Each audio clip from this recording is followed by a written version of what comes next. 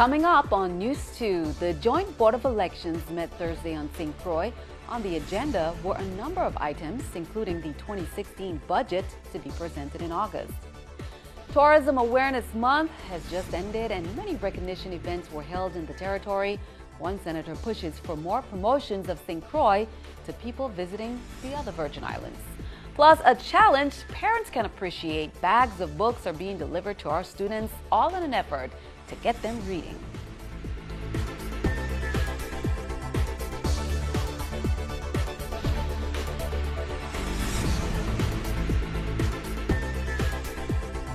Hello, welcome. Thank you for joining us on this edition of News 2. I'm Sandra Gumansingh. Topping our newscast, the Joint Board of Elections met Thursday on St. Croix.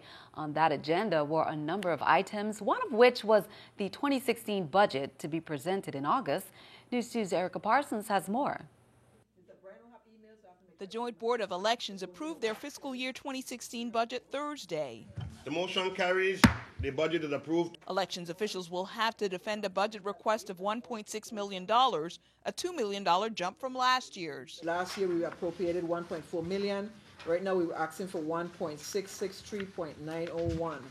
And some of the areas we want to put in our presentation, they talk about a public affairs person, IT overall, attorney fees and attorneys separate for the board. Board member Adelbert Bryan voted against approving the budget. He's concerned that funding to fix the St. Croix office was not included. I have not seen any movement to address an improvement for the St. Croix District Office for ADA compliance and space. Absent that, he's still going ahead to approve a budget without getting appropriate response from proper procurement. The joint board meeting was held here at the Cardiac Center at a cost to the board, and another example of why they need a new St. Croix office. Supervisor Fox says she's mentioned it before to lawmakers. Last year before the budget, I presented the requirements that we have in both districts, St. John and St. Croix, with the ADA concerns that we have that we need additional facilities. St. Croix, again, a conference room is our issue, and right now we're in the Cardiac Center holding our joint board meeting. So we are looking for facility that can for the staff.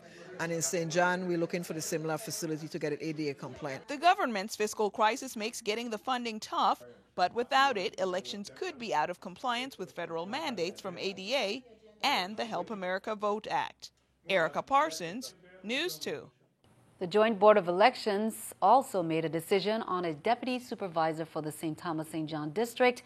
They voted to offer Victor Sum III the position at a salary of $70,000.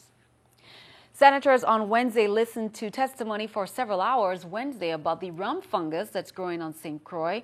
Residents testified about the impact on their homes and roadways. Lawmakers want a plan in place to limit the release of ethanol from the two rum distilleries. 2 years ago, we could have had Diageo and Crucian Rum cleaning those properties and installing some type of fix. But we failed to do that. So 2 years later, we're here. But we are going to make sure through this legislature, this 31st legislature, that we have the laws enacted that would give you the powers to do what you need to do. And we're going to expand it because utilizing those nuisance laws, those companies have to come up with a fix. The Senate Committee on Planning and Economic Development met Thursday on St. Thomas and discussed a number of measures. One of them is Bill number 31-0076, which is a measure that will put a stronger spotlight on St. Croix as a tourist attraction. News News April Knight has that story.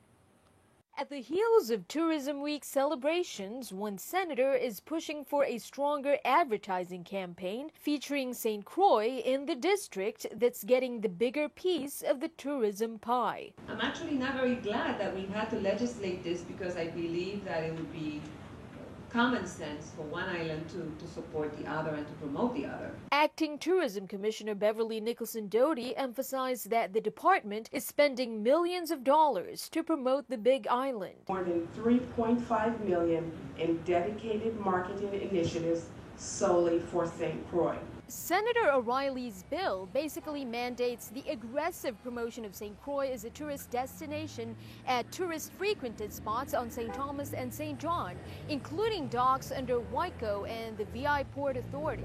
WICO has been doing St. Croix promotions already. Meanwhile, VIPA does have some concerns about the regulation of signage. The VI Port Authority must reserve the right to review and approve the content of the advertisements to be placed at our airport and marine terminal. Some senators also had doubts on whether the Senate can mandate said promotions on private property, but Legislative Counsel stated that the bill is merely to develop guidelines, even though it states to regulate and require the promotions. O'Reilly hopes that robust collaboration between the agencies could translate to more tourists setting foot on the Big Island. Reporting for News 2, I'm April Knight.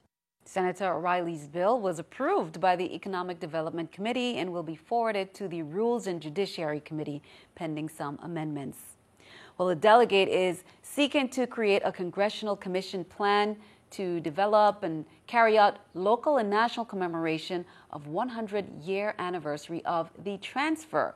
With less than 2 years to the 100-year anniversary of that transfer of the Virgin Islands from Denmark to the United States, Congresswoman Stacey Plaskett has introduced that bill that would create a commission to plan and carry out local and national events related to the 1917 transfer. Plaskett also introduced legislation asking the United States Postal Service to create a commemorative stamp marking the centennial anniversary. I'm hopeful and I expect the Commission to not only bring a national awareness to the events commemorating the transfer and assist the local efforts that are already underway. We really want to work with the Governor's Commission that has been established and has been working tirelessly on this effort. But we also want to engage other lawmakers in Congress, the administration, as well as other federal agencies, and even the private sector nationally, in a national discussion about the issues that are existing in the Virgin Islands. The Virgin Islands Port Authority is set to receive $2.3 million in federal funding to construct an aircraft rescue and firefighting building at the Henry E. Rolson Airport in St. Croix, awarded through the U.S. Department of Transportation. VI Delegate to Congress Stacey Plaskett made that announcement, saying that this funding will augment the fire and rescue operations of VIPA at the Rolson Airport and allow them to better respond to any potential emergencies on or around the airfield. VIPA Director of Engineering Bill Gregory expressed his enthusiasm for the grant and said the authority is looking forward to moving ahead with that construction. St. Croix will soon have the largest aviation facility in the Caribbean. Last week, Eagle Aviation broke ground on a new facility next to the Henry Rolson Airport. The fixed-based operator out of St. Croix Airport will occupy 35,000 square feet of building space. 25,000 of that will be for hangar space, and the remaining 10,000 for offices. Those offices will include a conference room, training facilities, and a medical ready room to stabilize patients traveling by air ambulance. Eagle Aviation also announced a partnership with MASA to offer increased air ambulance services. The new operator will host the Governor's General Cup Caribbean Air Rally next April on St. Croix. As we mentioned last night, the Virgin Islands National Guard soldiers, members of the 661st Military Police Detachment, are back home. They were deployed to Kandahar Airfield in Afghanistan in early December 2014. These soldiers carried the VI flag and represented the territory with pride and distinction during their deployment. Fire Captain Lyndall Anthony, Fire Sergeant George Strawn, Fire Corporal Troy Roper. Also returning were Ephraim Sidney, Stedman Hodge, Melissa Handley, Haley Kagan, Maria Brooks, Kellen Phillips, and greeting them upon arrival were Colonel Edward Richards, Lieutenant Colonel Elvis Harvey, and Oral Wheatley, who's the fire chief. They were greeted by a celebratory flag-waving crowd of about 50 to 60 family and friends. Meanwhile, Virgin Islands National Guard units are participating in Operation Forward Guardian 3, which is an emergency response exercise on St. Croix. That training started today and continues until Sunday, June 7th.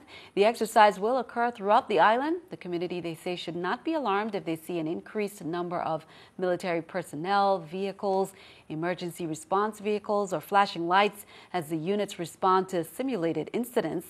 The convoy of large or wide vehicles may obstruct visibility if you attempt to pass. This year's training exercise is focused around response to a pandemic alert where the influenza virus has spread across the island of St. Croix. Well, turning our attention overseas, Vice President Joe Biden and his family were at the Delaware Legislative State House in Dover, Delaware, where former Delaware Attorney General Beau Biden will lie in honor. Biden lost his battle against brain cancer last weekend. Prior to arriving at the State House, a procession carried his body from downtown Wilmington through Odessa, Smyrna, Cheswell, and Delaware State University. He was posthumously presented with the Delaware Conspicuous Service Cross. His funeral will take place Saturday. President Barack Obama is scheduled to make remarks. Keeping our eye on the economy, here's the New York Stock Exchange with our stock market watch. As we can see, everything down. The Dow 170, NASDAQ 40, S&P 18.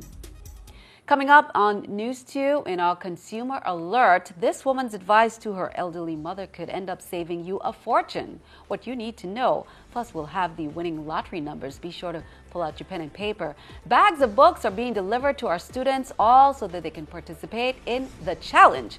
We'll tell you more.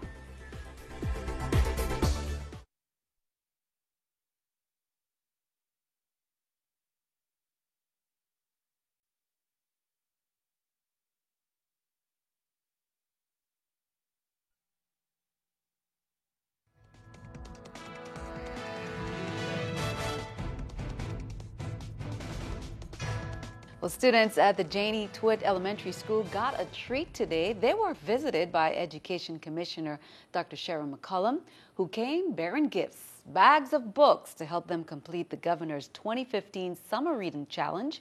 It's the largest number of books given so far, about 15,000 to public, private, and parochial schools in the territory.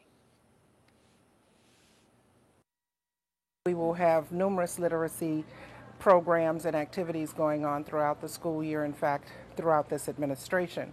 Our goal is to have all of our children reading on grade level. I'd like the community to embrace this. We know how important reading is. What we have here in the Virgin Islands that is unique and no other summer reading challenge does is create books written and illustrated by local authors. We're promoting culture, we're promoting the sense of identity, and also the fact that they themselves can be writers someday.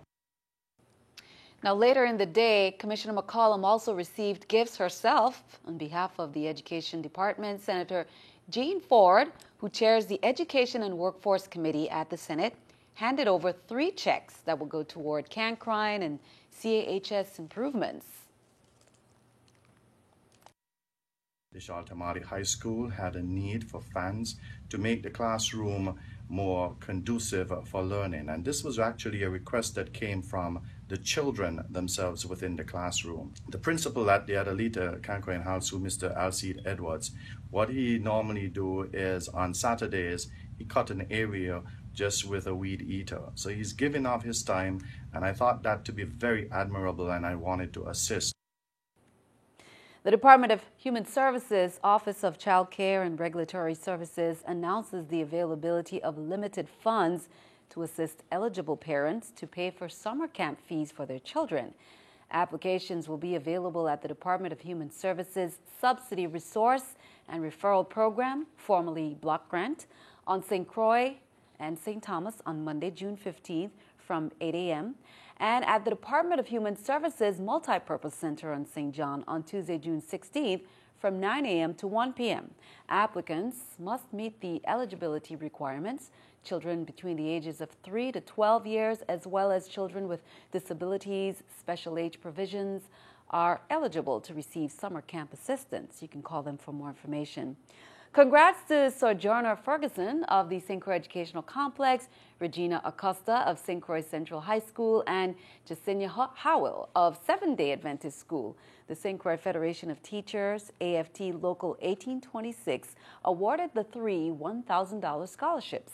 The students had to submit transcripts, obtain at least a 3.0 minimum overall GPA, complete 50 hours of community service, and present a letter of acceptance for a post-secondary school, among other requirements. Congratulations. Well, in other news, if you purchased a sheet of the Virgin Islands lottery ticket with today's drawing date, With the assistance of the Virgin Islands Office of Veterans Affairs, 19 soldiers who paid the ultimate sacrifice to defend our freedom were selected to be memorialized. Hope you had a chance to recognize the soldiers and hope you are the winner. Here are the winning numbers.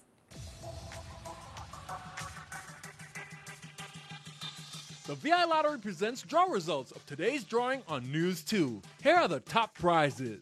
Fifth prize for $20,000, 30451. 30451. Fourth prize for $30,000, 04875.